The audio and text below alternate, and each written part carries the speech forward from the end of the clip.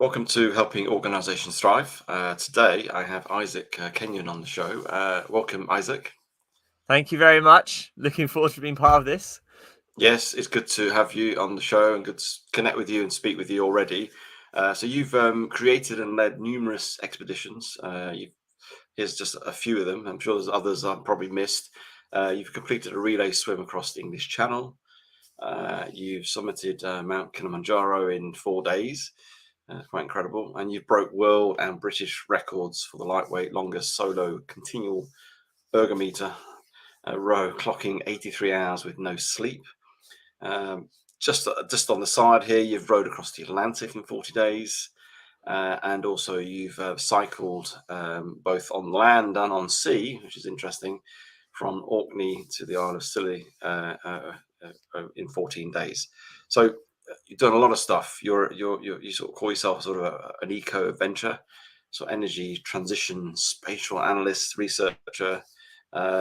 You are sort of a trustee also of the Mind mental health charity as well. And so you're here to sort of make a positive difference, make an impact. And today we're going to be exploring about purpose, because clearly there's something about you, something behind all this that's driving you, that's pushing you forward to do these very extreme um, adventures, really. And I guess for me, the first two questions I'd like to ask is, what for you is purpose, and then what is your purpose as well? So that's the sort of so how would you define purpose, and then what is your purpose? Julian, always the best question, that one. Straight to the nitty gritty, deepest part. Um, yeah, so purpose, I would say, defined for myself is something that I enjoy, is really important. So, something doing things that I enjoy that also leave an impact on others where they can enjoy too. So it's kind of very simplistic in that term. And then finding what I enjoy has been quite a journey. It's almost like when you're trying to find which food you like. It's what sort of activities you do. Life has got, I mean, an array of millions of things that you can get involved in, and it's kind of finding those niches that you really, really like. And a lot of that has been sort of purpose finding, I guess, and that's been exploring different types of activities, whether that's singing, whether that's writing, whether that's academia or adventures. For me, outdoors is I've been trying to tap into everything and trying to find where I fit, and it has been, I really enjoy the outdoors and nature. It gives me the best respite. It gives me the best sort of outlook on my mental health and my physical health, and also it challenges me spiritually, physically, and mentally at the same time, which I didn't find from other things like reading a book. So that for me is that's defined as purpose, and I guess my purpose right now is still to find the things that I really like and enjoy, and I'm still exploring. Hence all these challenges. I do know that some of the best things I like to do are outdoor activities and Mm. adventures. So that's why I've kind of stuck with that sort of trait. And the last 5 or 6 years, I've really ramped it up because I've started to realize this is what I enjoy the most, and I make a really good impact out of it. I can sort of draw attention from some of these audacious activities and drive them towards causes and things that are good for the planet, for the people. And so that's what I'm doing at the moment. Brilliant. And where did this all start? I mean, in terms of wanting to discover this purpose, have you always had this sense of there's something bigger out there for me? This, I want to make an impact from a climate perspective. I want to make an impact on other people. There's always been something there when you're growing up, or did you just suddenly one day think, I need to do something about this? What came first and all that? I guess I had a nice upbringing of such, from my parents. My dad was a fisherman. He used to take me out camping, so I was kind of introduced to the outdoor world a little bit through my dad.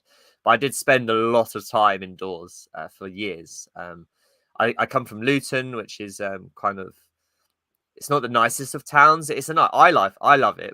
People may not say the same, but it's seen as an airport. But the town itself has a lot of problems, social problems, and school is not always the best place to be. It's not the safest. And also going around the town is not safe. So I spent a lot of time indoors. My parents were very protective of me, and I used to basically spend a lot of time on screens. So there was I had these sort of respites where I go camping with my dad or I go fishing with him or something like that, and it was just it opened up a whole new world. And I knew that that was out there, this sort of outdoorsy world, but I wasn't quite finding it myself. I was kind of being dragged there, sort of thing. And I wanted to play Pokemon all the time and play games like this.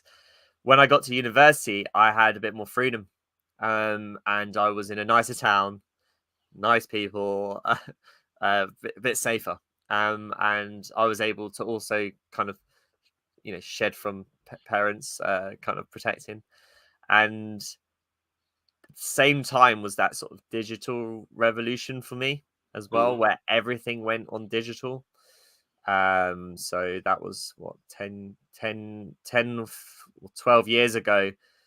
Life started being organized through Facebook. Social media just went crazy. Everyone was on social media. This was foreign to me. As part of my upbringing, it was quite protected. I didn't have a phone until I was 18. I was very late to the party. I didn't have a laptop till I went to sixth form, which was 17 sort of years old. I got a laptop first time, and I was just, working out what email is and Word documents and just getting my head around all of that. Then I came to university, and then everyone was on tech, like internet, Facebook profiles. So I kind of got jumped into this world a bit late, and there was a bit of a realization through my university years that I was getting sucked into this world that was digital and not real. I wasn't prepped for it. I didn't have anyone educate me on it really, other than friends saying get on it so that you can see what's happening. That was the simplest way for me, and I just kind of had started getting mental health problems based on just this sort of overwhelming amount of information, and technology was just moving so fast. And all my degrees, as I was going through my degree, it was so computer based. It got more and more computer based, and I just felt that my human spirit was being drained. So I had a bit of a crisis point, and that is where I think the change happened, as you asked in the question. Was at that crisis point, I was aware that there was another world out there that my dad showed me, which was outdoors and adventure, and it was calming. You didn't have all this technology; it's just you and the outdoor spaces. It was more human. And then I was at university, and I was so detached from my natural self, my inner chimp, or whatever it's called, but some scientists say. That I had the sort of mental health issues, anxiety started coming through, and I found that every time I would go out for walks in the woods and things like that, it was such a glorious couple minutes. It just relieved everything. So I'd realized that I needed to change my life to orientate it a bit more around So outdoor that was more of a activity. self discovery as opposed to read something about something or somebody else told you about it or shared or inspired you. It was a self discovery that you realise actually I'm not feeling great. I've got this anxiety, all with all the digital stuff going on. You being outside, it started to go, did it? And that's what you sort of realise actually this is something's helping here. Yeah, I have a bit of a science mindset, right? Experimenting, and so Right. I started going to experiment myself. I was probing So, myself so in that was different. purposely you were sort of trying things out to see to try and help yourself. Yeah, so one of the things was I was trying to restrict my time on screens. Like I was trying to change like my time. I was trying to do more social interact. Like I was experimenting basically to see what would work, and outdoors was the best always. It trumped everything. I go Mm, outdoors even for half an hour. I came back and I felt like a new person. I've just woken up again. It was just really, really great to just get all the notifications, the information out of the head, mm, clear the space. It's like why is honestly, I felt like when I was doing my degree, I felt like I had a whiteboard which I was just writing on and just filling up throughout the day. Then when I would go outside, I would literally wipe that clean, and it would just go back to blank again. And then I come back in and fresh. mm, Different perspective also helped with my degree a bit towards the end as well when I was having these breaks. And I mean, it's simple stuff, but you're not really told it. Mm. It's not like the lecturers wouldn't say go out for a walk and come back and then think about the problem. Like they would never say that. They would just say, "Have you thought of it in this light? Which maybe read this book, continue." Yeah. it, Yeah. it was yeah, it's a simple thing, but I wish I had this sort of knowledge when I was younger, so I didn't have to go so extreme and get to a crisis point. I could manage it beforehand. And so you started to discover that being outside with nature helped you with your mental health, help with your anxiety, and almost give you that sort of refreshed you really, which is great. And people are encouraged to do that nowadays. You know, especially with people working from home and more remote based. You're encouraged to go out for a walk, go for a run, do something to get out and get amongst nature. And there's a lot of science behind that, and a lot of real studies that are done for that. It's really encouraged that because it lowers your cortisol levels and everything else, so it does reduce that anxiety. Um, how do we go from that to the, which is what I would say normal people do, to something where you then go and row the Atlantic, or you really go for some extreme? Because there's something different there, isn't there? There's Well, a little you've bit got of the exercise. a yeah, but there's a little bit of a gear change there that not everybody does. And so, what was the driver that got you to that place where now you do these massive things, extreme sort of goals and ambitions, I guess? I guess I needed to occupy myself with something else as well as sort of work to just take my mind off things at times. And I found exercise was always the best way. So when I was going outdoors, running or whatever, it was nice to have like sort of aims and goals. And then over time, I started to sort of realize that my favorite moments were outdoors and sport together combined. Hmm. That's where I was getting all the endorphins. I was getting the feel good factors from reaching goals. And also, I was spending time outside. I was getting oxygen, sunlight, whatever. So I didn't mention earlier that whilst I was indoors all the time, all my sport was indoors as well. So I was swimming a lot in a pool. So when I was a kid, I was swimming from the age of like 11 years old up until 18 years old. And I was going to a pool pretty much in the mornings before school, after school. I was doing lots of competitive swimming. So I had a lot of excess energy anyway as a child. And I was thrown into a pool to get rid of that to help parents. Yeah, I mean, some people have just too much dynamo. I need to be underwater so no one can hear them. No, I'm kidding. So yeah, I was thrown into a pool, and with that, so I had a lot of sport with me before I went to university, and Hmm. I found that combining then the outdoors with the sport was a good marry. And then Hmm. since then, I kind of got a bit, I wouldn't say bored, but there comes a point where the challenge of swimming up and down in a pool gets old, and I wanted something fresh. Hmm. So decided to kind of up the challenge and do open water swimming. Just started researching like online using the internet at this point because I was starting to get competent with that. Of different things you could do with sport, like swimming, and open water swimming was something that was interesting. I thought, oh, I'll try that. You wear wetsuit, you go in cold water, or whatever. Um, let's see what that's like. And then from there was this challenge like do the English Channel, and I thought that would be a really good way to incentivize this. So I took it as a big project that then I would have to force myself to change lifestyle to fit. So I would do more training outdoors, swimming, and it was for a reason and a goal that was kind of audacious rather than just going into a Hmm. lake and just swimming about for the sake of it. It was like I'm doing it for this, and I always found that when I went to university, why am I studying? I'm doing this so that I can have this particular degree, so I can go into this sort of industry, so that I can work in I don't know the energy industry. So for me, when we go back to that purpose thing, that outdoor swimming, it needed for me to really make the leap. I needed a goal to go with it, and then the English Channel was there. So I decided to give it a push. Read about it. It was just a curiosity thing. Oh, this is going to be one of the hardest things you've ever done. Blah blah blah. You know, you're going to have cold water immersion for X amount of time. It's going to be this much distance. It's loads of endurance. It's going to be difficult. That sort of thing. And I was like, oh, I've not really put myself in sort of a survivally type risky thing like that before. So I was a bit curious. And that's kind of how this first step did it once. The English Channel is a relay. Some other team members joined me on it who wanted to do similar sort of vibe, curiosity, I guess, to see what they could do. And then from that point, I absolutely loved it.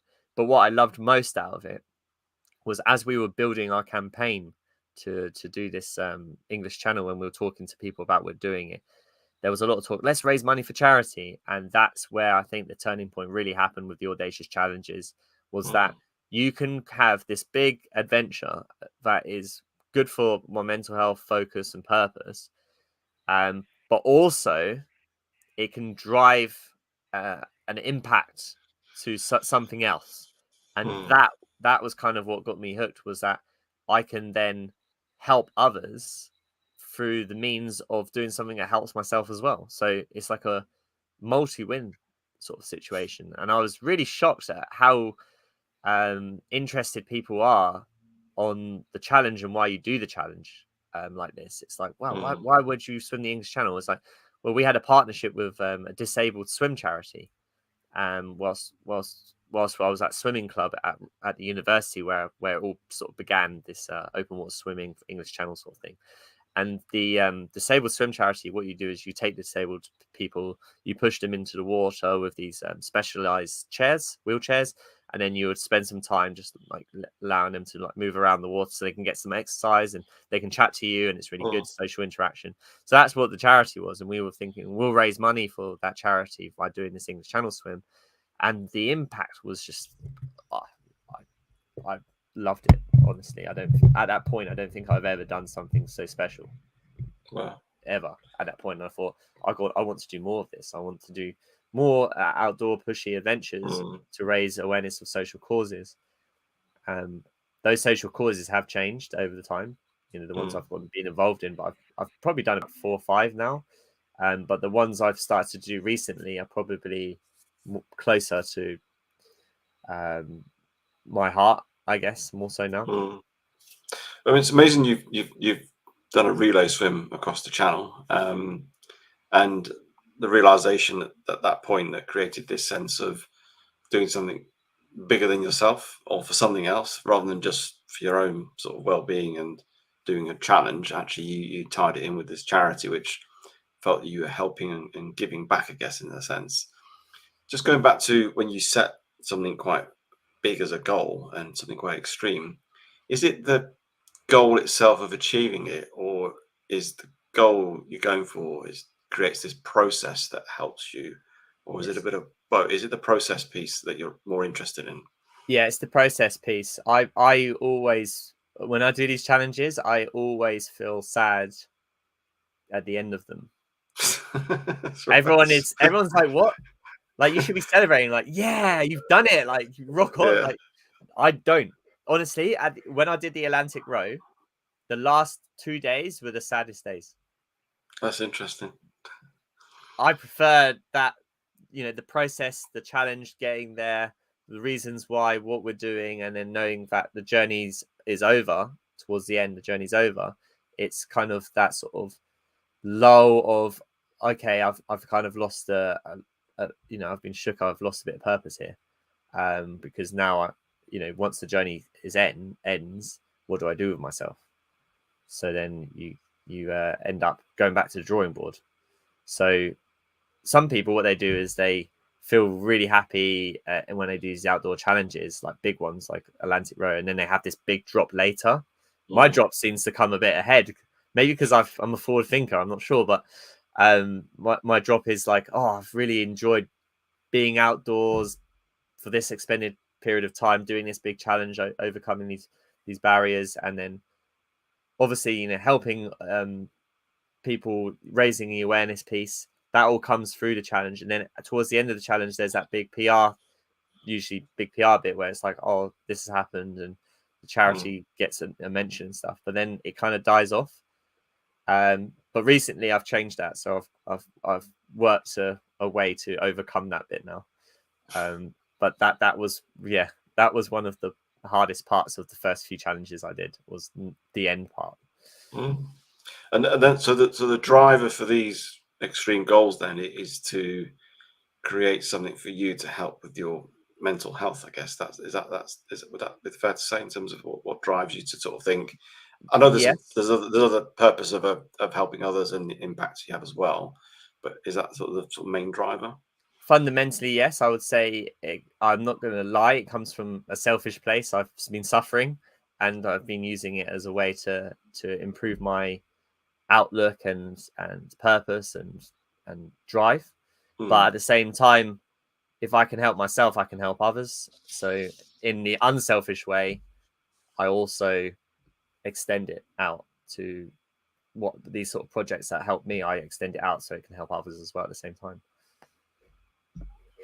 And when you think of these big extreme ambitions, these goals, where do you get the ideas for them? Because obviously they're all linked to sport. There's some sort of activity based, obviously. But what makes you, I don't know, what sort of thinks about your next challenge, and going from swimming a channel to Kilimanjaro through to rowing the Atlantic, and then cycling Orkney Islands all the way down. So what makes you think of these different ideas? Is that driven out of just, oh, I saw something, or is it now related more to your cause or what you're trying to do in terms of raising awareness? Yes. So with the eco adventuring type stuff, yeah, things have changed. I guess the style of these challenges have changed a lot since having that more focus. I mean, the environmental strain to what I do now is mainly the environment protects me, as I've discussed. So I want to protect it. It's Mm. as simple as that. But the outdoors challenges, how I come up with them, can be through conversations, through something I've seen, to how does this fit in terms of a challenge for me. Mm. So an Atlantic row, I'd never rowed before. I'd never sailed before. I'd never done anything other than that English Channel swim. And the Kilimanjaro was like, they're not exactly things that are going to super help you for this. So when I choose a challenge, it's something that really throws me out of the comfort zone, and I really have to learn and get stuck in with it's kind of a lot of research at the beginning. I really enjoy that part. Mm. Researching about what is this sport, how does it work, then applying my knowledge and actually doing the sport and working out the sport, and then applying that in an environment that perhaps I don't know about. So working out how does that sport relate to that environment. So there's a lot of variables, and I quite like Mm. overcoming those obstacles. Like if you said to me, you swam the English Channel, would you now swim it again, maybe solo? Then I would say yes. But would you swim it as a relay? I'll be like, oh, I'm not sure, because it would be like a simulation. I've already gone through that. It wouldn't provide so much platform of audacity. Mm. That And I makes guess sense. it's if you're looking for something to, because we're always looking for a better version of ourselves, aren't we? Looking to sort of grow, and by doing that, we get uncomfortable. We get in that zone of being uncomfortable. And as you say, you've swam it in a relay, although doing it again would be still tough and still challenging, but you've sort of been there. And yes, that's experience and that's helpful. But actually, for you to grow more or be more stretched, doing it solo or swimming around Great Britain, for example, or something like that, something slightly different that's a bit more pushing you and taking to another level, I guess, isn't it? Yes, and I did find that endurance and time in the sport, the longer I would do a challenge, the more I would learn about myself and create more of a platform impact. So the longer the challenge was, the more audacious it sounds for people to get attracted to whatever it is. That means I can drive that audience to a social cause, so it has more impact in that sense. Mm. And then also it's more challenging mentally and physically. a shorter challenge. So a relay now to me would be, for most people, they would think that's quite a long thing, but for me, I think that's quite short. And that wouldn't challenge me in that sense anymore. So I would have to do a solo for it to be like something that would elevate and push, like to grow as a person, as well as elevate a message for social cause. And we're not just talking physical challenge here, because with all these, there is obviously a physical aspect. But in some ways, the bit that's going to get you across is the mental sort of resilience, the mental toughness that keeps you going when, if you're rowing an Atlantic in 40 days, there's moments when it must be absolutely really tough and thinking, how are we going to carry on with this? Physically, mentally, emotionally, isn't it? Yes, yeah. I find actually the most difficult emotional part is saying yes at the beginning to yourself. Like when you decide to do this big audacious challenge, that decision, some people don't think of it properly. So some people may just say yes to it and then go with it without even thinking about it. I spend a lot of time before committing. So when I say yes to something, it's a real commit, and it's like all of me is going into this. I'm going to put all my effort into this, and that's where I think the biggest emotional and mental part comes from, that moment you commit. Doing it should be easier because you've spent X amount of time to prepare mentally. The preparation starts from the beginning, the yes or the commitment. That's the first part of prep. And I find that's the toughest part, because you're right at the bottom of the mountain. And then by the time you're in the middle of the Atlantic, you're almost at the top of the mountain. And then when you're 2 days out, you feel like you've summited it and the journey is almost over. But yeah. Interesting. Making that sure that commitment. Out of all the challenges you've done so far to date, what would be ranked as your toughest challenge, one of the most difficult, harder, or in whatever context you take that? The one that has probably left me with the most, I guess, food for thoughts, where I went into the deepest part of my soul, was the long row on indoor row machine. It's funny that I didn't even move anywhere. The one You were challenge, inside as well. yeah, this was the most challenging challenge I've ever done. Nothing has come close to it. Nothing has since I've done it. It's just been like, wow. 3 days, 10 hours non-stop rowing. I just tapped into so many different thought processes of mental toughness that when I came out of that row, made my Atlantic a lot easier. That was for sure. So what was the purpose behind doing that indoor row then, in terms of, obviously you went for the world record, you got a world record with it. Yeah. Why did you do that? So there was two bits. There was fear, weirdly. The Atlantic row that we had coming up was later on in that year.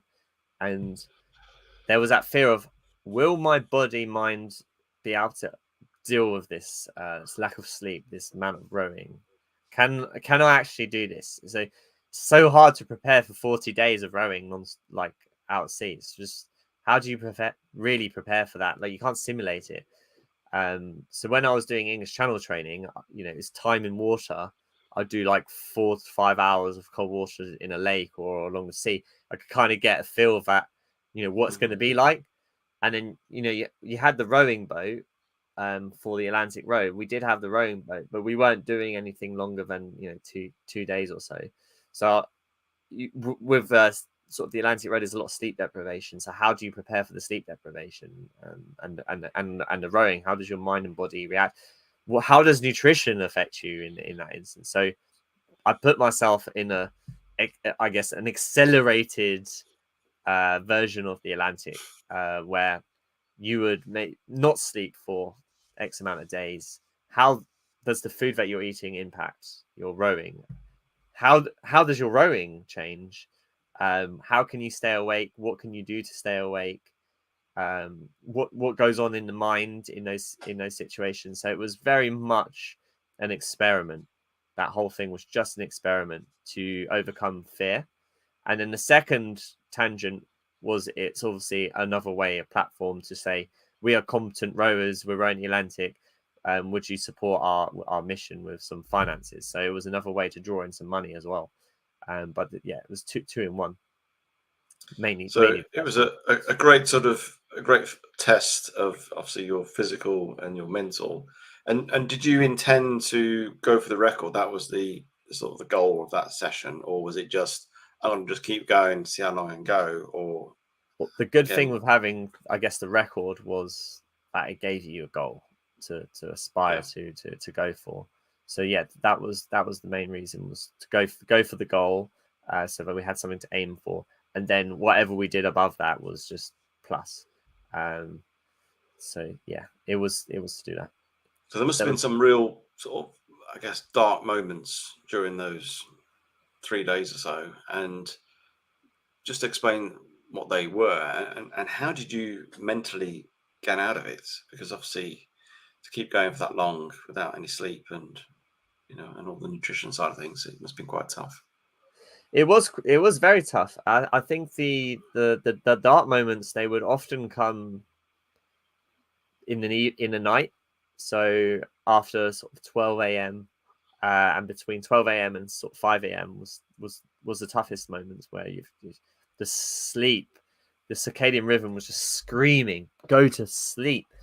And when you are like in that position, you start having a bit of mental health chat with yourself.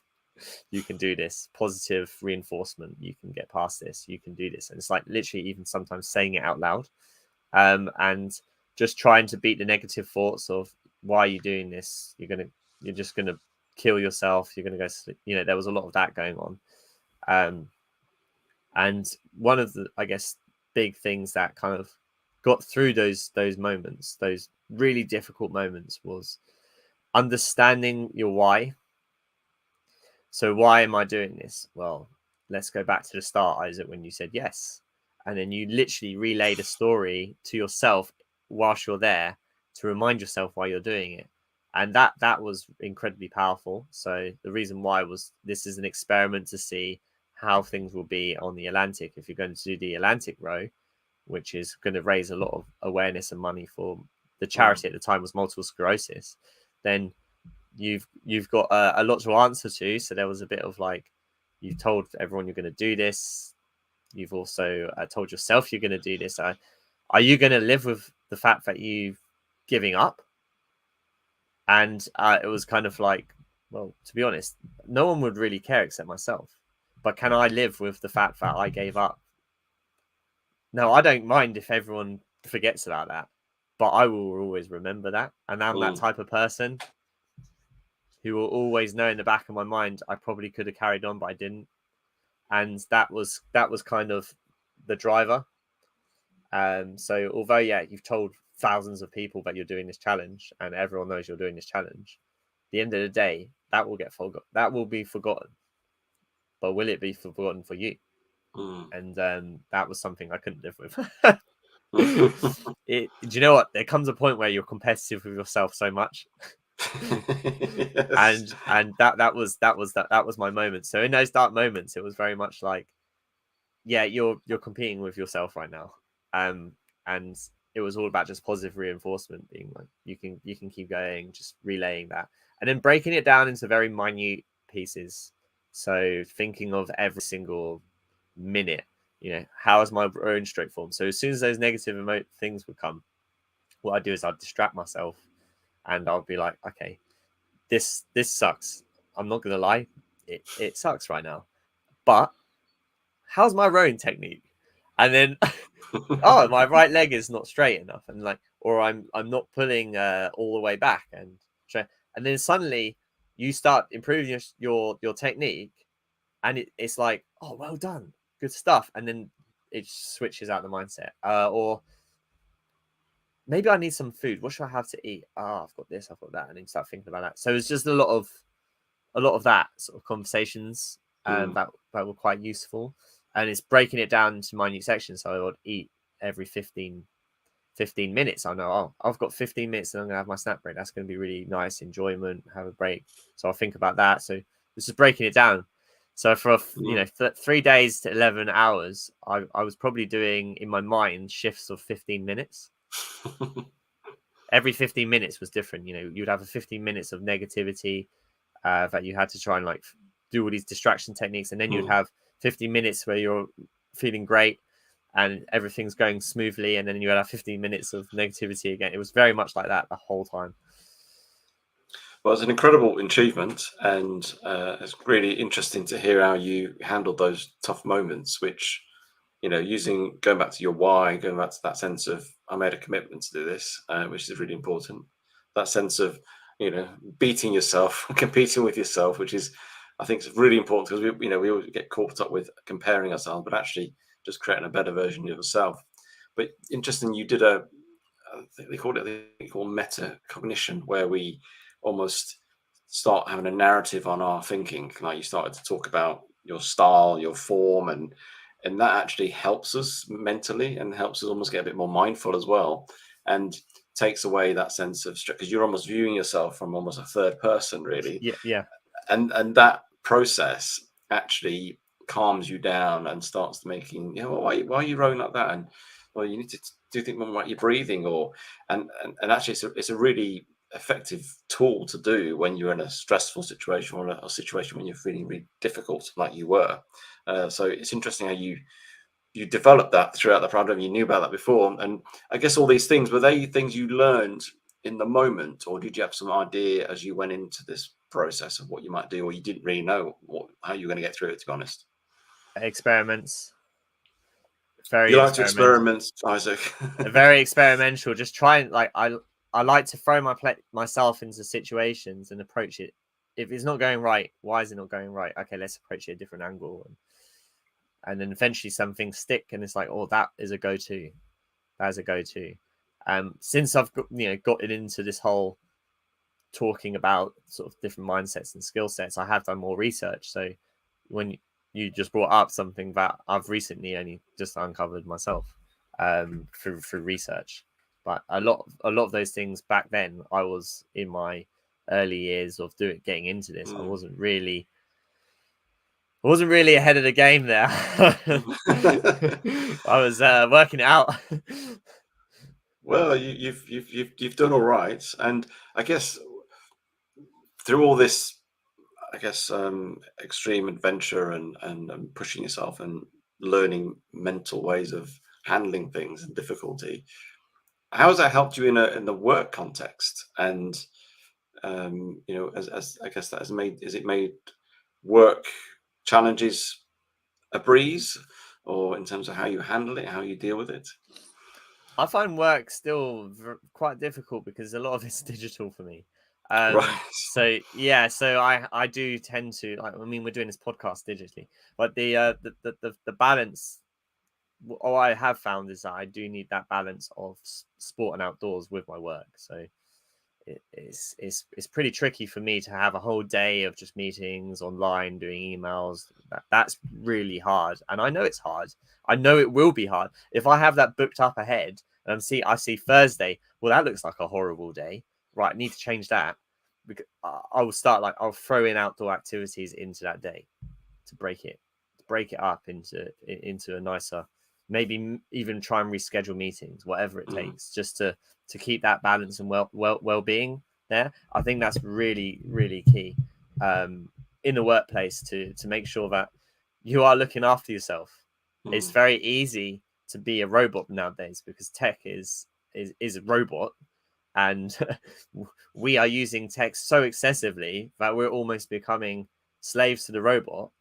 And we can't keep up with the robot's pace, because the robot doesn't switch off, whilst humans do need to switch off. And that's where the challenges lie for me in the workplace. But then there are things like conflict resolution, team building, that sort of accountability, responsibility of tasks. I find that really easy now. That sort of stuff comes second nature to me, based from these outdoor activities and adventures, where you're managing some of these quite big projects, doing very audacious things under extremely high pressure conditions, rowing in an Atlantic Ocean or rowing for 3 days straight or something like this, is quite a lot on the mind and emotionally. So being able to control your emotions, your reactions, and keep a steady head in those difficult times, I mean, you can take that into the workplace. So when we've got loads of deadlines going on and everyone needs to work very hard, having that sort of reminder of, yeah, we can work really hard, but we can also work very stupid as well at the same time by burning ourselves out, and that's not going to get us anywhere. So let's try and bring in some well-being into this, and let's also take a step back.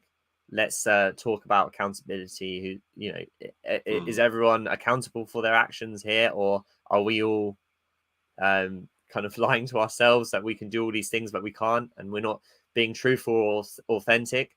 So when I talk about my why in those adventures, that's me talking to my authentic self and being truthful to what I said. I've committed this. Yes, I'm doing this. I'm not lying. And I could have easily just put the rowing machine down. Maybe people might not have even known, walk on the life, but I would have lied to my authentic self. I told myself I'd do it and I didn't.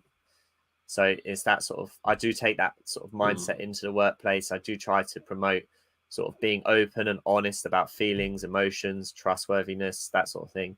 I think that's really important. Otherwise, we won't do so well in the workplace, and we won't enjoy it.